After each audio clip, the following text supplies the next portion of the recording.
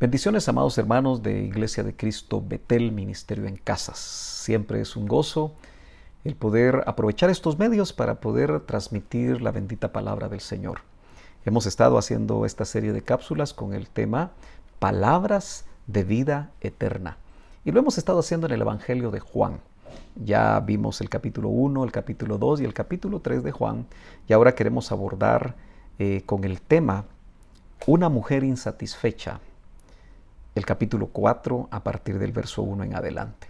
Como son cápsulas de 15 minutos, queremos que de esa manera usted tenga la oportunidad, tal vez en el tiempo de su almuerzo o un tiempo de descanso, un tiempo que usted le pueda dar después de los quehaceres o el trabajo cotidiano, acercarse a estas cápsulas. También sabemos que el Evangelio de Juan, el Señor tuvo encuentros con diferentes personajes como Nicodemo, que vimos en el capítulo 3, y ahora con una mujer, a la que yo le he llamado una mujer insatisfecha. De hecho, yo veo que esta mujer tipifica a toda la humanidad, porque la humanidad demuestra y ha demostrado a través de la historia, después del pecado de Adán y Eva, que fueron expulsados del huerto, ya la satisfacción, ya la felicidad, ya todo aquello que ellos habían obtenido en el huerto y habían vivido, quizá por miles de años, porque no necesariamente ellos pecaron inmediatamente al estar en el huerto del Edén, pero lo que perdieron creo que quedó como un vacío en todos los hombres. Y por supuesto hablo en términos genéricos. Dice la Biblia en el capítulo 4 de Juan, verso 1, Jesús y la samaritana. Dice, Jesús se enteró de que los fariseos sabían que él estaba haciendo y bautizando más discípulos que Juan. Este es el contexto. Aunque nos da una aclaración, el verso 2 dice, aunque en realidad no era Jesús quien bautizaba, interesante ese detalle, sino sus discípulos. Vemos que Juan el Bautista sí bautizaba a todos los que llegaban al río Jordán, incluyendo cuando Jesús llegó a ser bautizado. Aunque Juan no quería bautizarlo, conocemos muy bien esos detalles. El Señor le dijo, no, permite que yo sea bautizado para que se cumpla toda justicia. Por eso dice el verso 3, se fue de Judea y volvió otra vez a Galilea. En cierta manera el Señor creo que en sus 3 años y medio tenía un cronograma bien establecido por su Padre. Esa intimidad continua que Jesús tenía con su Padre, orando a veces toda la noche, o saliendo de madrugada a orar, o buscando lugares solitarios para tener comunión con su Padre, sin duda le permitía tener un cronograma muy exacto. Así que es interesante que él, cuando oye que su fama en cierta manera está creciendo y se está diciendo que él está haciendo más discípulos de Juan, que está bautizando más discípulos que Juan el Bautista, recuérdese que Juan dijo, es necesario que yo mengüe y que él, hablando de Jesús, crezca. Pero hace un cambio de planes, creo yo, sabiendo lo que Dios quería que él hiciera, y sale de Judea y dice que se va a Galilea. Esa región donde había muchas aldeas, muchos pueblos alrededor, en las orillas del mar de Galilea. Entonces me gusta lo que aparece en el verso 4, porque dice, como tenía que pasar por Samaria. Yo quiero leerlo en otra versión. Me parece que la Reina Valera es una versión que me hace recordar algo desde muy joven. Esta versión Reina Valera, el 60, dice, y le era necesario, yo quiero que ponga atención a eso, pasar por Samaria. Y le era necesario, en su viaje de Judea hacia Galilea, pasar por Samaria. Yo estoy seguro que el Padre le hizo ver que ahí en Samaria había un encuentro que él no podía postergar. Y ese encuentro era precisamente con un samaritano. Y no cualquier samaritano, no era un varón. Acuérdese que en ese tiempo, en esa cultura oriental, públicamente los varones hablaban con los varones. Y no tenían esa facilidad o esa libertad de hablar los hombres con las mujeres. Y mucho menos un hombre judío con una mujer samaritana. Pero a Jesús le era necesario pasar por Samaria. Yo quiero que tú pienses que no importa en qué país vivas, en qué ciudad vivas, en qué lugar recóndito de la tierra vivas, y que aún en estos tiempos de pandemia que estamos viviendo, ya que estamos haciendo esta cápsula este día 23 de julio del 2020, donde todavía en muchos países, incluyendo el nuestro que es Guatemala, todavía está con altos picos las curvas de contagio en el mundo y aquí también en Guatemala. Pero al Señor, cuando Él tiene un plan contigo, y de hecho yo creo que Él quiere tener un plan con cada uno de los hombres sobre la tierra, y por supuesto las mujeres, le va a ser necesario, por instrucciones de su Padre, pasar por ese lugar donde tú estás. En este caso era Samaria. Vino entonces, dice el verso 5, pues a una ciudad de Samaria que se llamaba Sicar. Me sorprendió al investigar lo que significa este nombre Sicar, que dice que es como un nombre peyorativo, un tanto burlesco, de la región llamada Siquem, o la ciudad llamada Siquem, que uno la puede encontrar en el libro del Génesis. Abraham tuvo que ver con Siquem, también su hijo Isaac.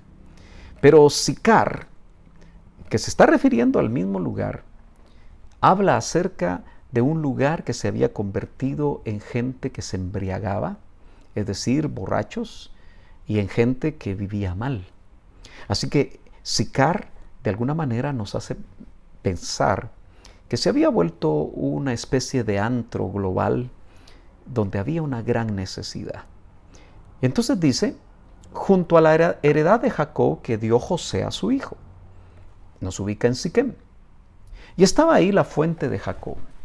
Otras versiones dicen, y estaba ahí el pozo de Jacob. Me estoy pasando a la versión Las Américas, dice, y ahí estaba el pozo de Jacob. Los patriarcas abrían pozos y les ponían nombre. Y cuando estudiamos los pozos que abrió Jacob, los pozos que abrió Isaac, los pozos que abrió Abraham, los patriarcas, todos ellos tienen significados y podríamos encontrar estudios preciosos acerca de lo que eso significa. Pero en este caso dice, entonces Jesús, cansado del camino. Hay un canto que alguna vez un cantautor contemporáneo le puso precisamente así. Y personalmente a veces el canto no me gusta del todo porque pareciera como que ministra algo raro, porque dice cansado del camino. Y de alguna manera como que tal vez no lo he entendido cabalmente, pero me hace recordar ese canto. Pero lo que te quiero decir es que Jesús, el Hijo de Dios, estaba cansado del camino. Parece una contradicción. ¿Cómo Dios se cansa? Pero acuérdate que dice Filipenses capítulo 2 que el Señor cuando vino y encarnó el verbo que se hizo carne, Filipenses 2 nos amplía y nos dice que Él no tuvo el ser igual a Dios como cosa a que aferrarse, sino que se vació. Los estudiosos le llaman a eso la kenosis. Y es interesante que Él se vació del ser igual a Dios. Entonces vemos que Jesús, perfecto hombre, y obviamente perfecto Dios, en esa doble naturaleza, nosotros nos damos cuenta que aquí el evangelista Juan nos indica que él se cansaba como cualquier otro hombre. Entonces, cansado del camino, dice él que se sentó junto al pozo y era como la hora sexta. Acuérdese que los judíos contaban la hora desde las 6 de la mañana. Eso significa que la hora sexta era las 12 del mediodía. Cuando uno camina, y de hecho nosotros que vivimos en el siglo XX, en este año 2020, desde hace mucho tiempo probablemente usted tiene un transporte, ya sea una moto, una bicicleta, un vehículo, un auto, dirían en México. Realmente es difícil que nosotros caminemos y quizá por eso nos hemos vuelto sedentarios y eso también ha afectado nuestra salud. Pero el Señor caminaba, andaba con sandalias, era complicado los caminos. Subidas, bajadas, quizá lugares pedregosos, quizá lugares donde tenía que atravesar matas con espinas, no sé. Pero él se cansó en su camino y se sentó a la hora del mediodía, donde el sol está en su cenit y el calor puede ser mucho más fuerte. Y acuérdese que estas regiones, de alguna manera, ciertos caminos eran de tipo desérticos. Aunque se acercó a esa ciudad, no sabemos exactamente cómo era, él estaba cansado y había mucho sol.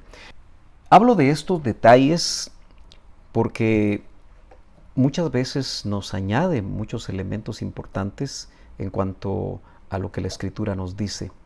Entonces él está sentado en el pozo de Jacob, hay mucho calor, tiene sed, y entonces le dice inmediatamente a la mujer, dame de beber. Entonces la mujer en el verso 9 le dijo, ¿cómo es que tú siendo judío me pides de beber a mí, que soy samaritana? Porque los judíos no tienen tratos con los samaritanos. El prejuicio racial ya de muchos años atrás entre judíos y samaritanos, esta mujer se lo hace ver a Jesús. No tenía nada que ver con dar de beber o no, pero eso indica que el prejuicio era tan fuerte que ella se lo mostró a Jesús. Él no le puso demasiada atención a eso y la quiso llevar la conversación porque él ya veía la necesidad de esta mujer. Respondiendo Jesús le dijo, si tú conocieras el don de Dios o el regalo de Dios, ¿y quién es el que te dice, dame de beber? Tú le habrías pedido a él y él te hubiera dado agua viva. Cristo se presenta como el don de Dios, como el regalo de Dios. Y si tú no has conocido a Jesucristo, quiero recordarte que Él es el regalo de Dios para la humanidad. Toda tu insatisfacción, todos los problemas, todas las situaciones complicadas que has enfrentado hasta el día de hoy, el regalo de Dios lo puede cambiar. Él toma una necesidad física de tomar agua, está sentado en un pozo que es fuente de agua, pero de agua natural, que puede quitar la sed temporalmente. Pero Él le habla ahora a esta mujer acerca de un concepto nuevo, el concepto de agua viva. Ella le dijo, Señor, no tienes con qué sacarla. Casi siempre, como le pasaba a Jesús cuando habla con Nicodemo, Nicodemo interpreta lo que Jesús le dice de una manera natural y esta mujer exactamente hace lo mismo y le dice, no tienes con qué sacarla. Y el pozo es hondo, es profundo. ¿De dónde pues tienes esa agua viva? ¿Acaso eres tú mayor que nuestro padre Jacob, que nos dio el pozo del cual bebió él mismo y sus hijos y sus ganados? Note que eso sucedió cerca de 1800 años atrás. ¿Cómo puede ser posible que ese pozo, esa fuente, siga generando agua? Muy interesante eso. Y entonces el Señor en el verso 13 le responde, todo el que beba de esta agua, es decir, el agua natural de ese pozo, volverá a tener sed. Pero el que beba del agua que yo le daré, no tendrá sed jamás. ¿Qué aseveración más interesante? Recuerda que esa mujer llevaba su cántaro todos los días. No sé si una o dos veces al día iba al pozo de Jacob, quizá caminaba mucho, quizás se cansaba.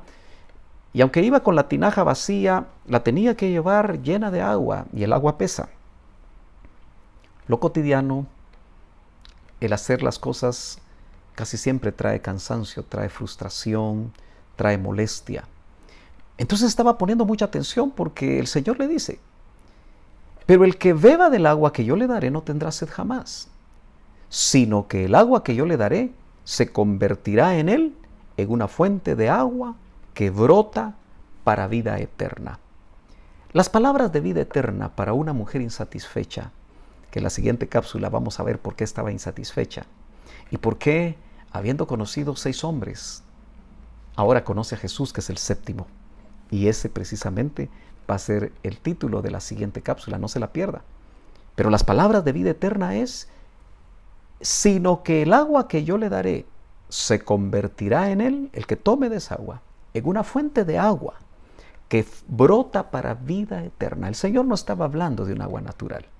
Estaba hablando que la sed de la humanidad, la sed de esa mujer y la sed de cada uno de nosotros, cuando no habíamos llegado a Jesucristo, la sed que tú tienes quizá, porque tienes religión, tienes quizá muchas cosas o no la tienes. Tienes filosofía o no la tienes. ¿Tienes ética o no la tienes? ¿Tienes moral o no la tienes? Pero si eso te está generando lo que tienes, sed, yo te quiero recordar que Jesús es el que te puede dar agua de vida para no tener sed jamás y para que de dentro de ti salte, brote para vida eterna.